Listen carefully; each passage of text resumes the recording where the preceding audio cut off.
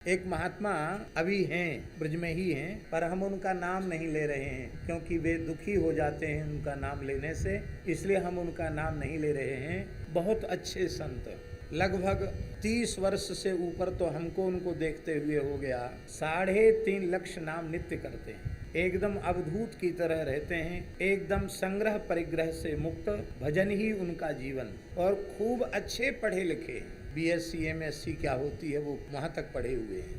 तो उन्होंने बताया कि हम अपनी परीक्षा के अवकाश में गांव आए थे और एक पंडित जी से हमारी मित्रता थी, उनके पुत्र से, उनके घर में गए तो एक खंडित प्रति कल्याण पत्रिका की मिली, माने उसके कुछ आगे पीछे से पृष्ठ गायब थे और उसमें भाई जी का एक लेख था, भाई श्री हनुमान प्रसाद पोद्दार जी का एक लेख था, मानव जन्म की सार्थकता। इसी से मिलता जुलता कोई शीर्षक था, हो सकता है शीर्षक में भ्रम हो, लेकिन मानव जन्म की सफलता, मनुष्य शरीर की सफलता या मानव जन्म की सार्थकता, ऐसा ही कोई शीर्षक था। कहते उस एक लेख को हमने पढ़ा और उस एक लेख को पढ़ते ही हमारे जीवन की दिशा बदल गई।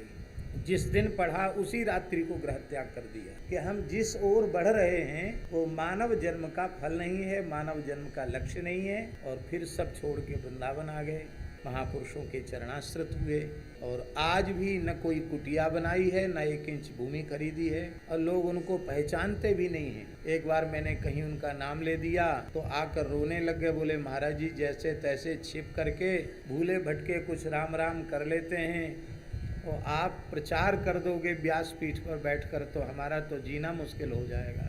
इसलिए कृपा पूर्वक हमारा नाम कभी आप न लें, बस यही हम प्रार्थना करने आए। एक ये उदाहरण है, ऐसे न जाने कितने लोगों का जीवन कल्याण पत्रिका ने बदल दिया है। इसलिए प्रत्येक हिंदू के घर में कल्याण पत्रिका अवश्य जानी चाहिए, सबको ग्राहक बनना चाहिए। 500 रुपये बहुत बड़ी चीज़ नहीं होती है।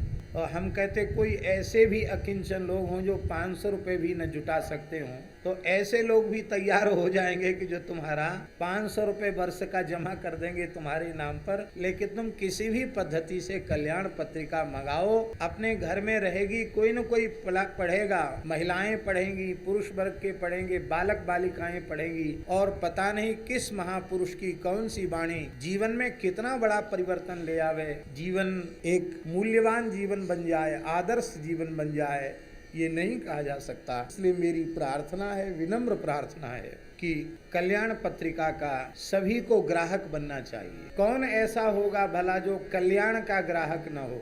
अकल्याण किसी को नहीं चाहिए, सबको कल्याण चाहिए। तो सबको अपना कल्याण चाहिए तो कल्याण का ग्राहक बनना चाहिए।